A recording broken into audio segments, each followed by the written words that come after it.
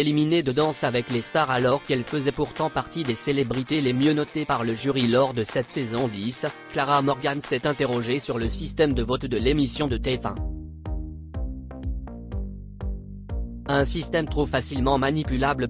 Y a-t-il quelque chose de pourri au royaume de Danse avec les stars? Cette saison 10 enchaîne en tout cas les polémiques.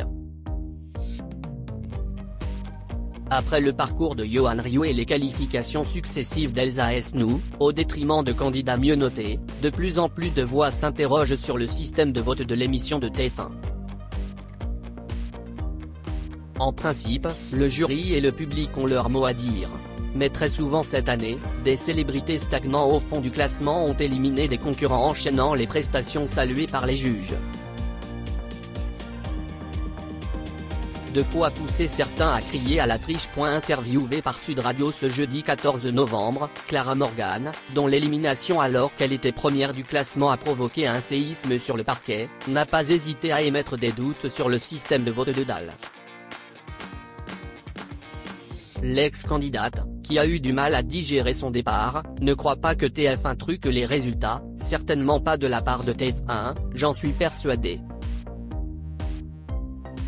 J'en ai vraiment le cœur net. Pour une simple et bonne raison, c'est que les producteurs de l'émission sont venus me voir dans la loge.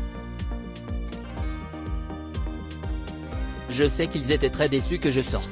Leur intérêt n'était pas du tout que je sorte parce que j'étais considéré dans les meilleurs. Donc je suis persuadé qu'ils n'y sont pour rien. Mais cela ne veut pas dire que les votes de Danse avec les stars ne sont pas manipulés ou manipulables. Après, à partir du moment où le SMS est payant, c'est juste une question d'argent, c'est tout. C'est ceux qui ont le plus de moyens qui peuvent envoyer le plus de SMS.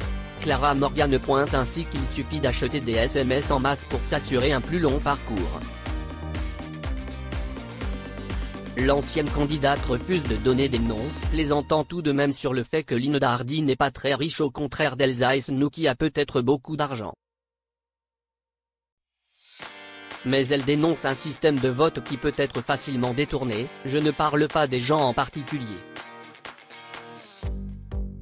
Je dis, dans ce genre d'émission, à partir du moment où le SMS est payant, ça devient une question de qui a le plus les moyens pour envoyer massivement des SMS. Clara Morgan finit toutefois par relativiser en expliquant qu'elle a aussi peut-être été éliminée de la compétition aussitôt parce qu'elle a tout simplement moins de fans que ses autres concurrents.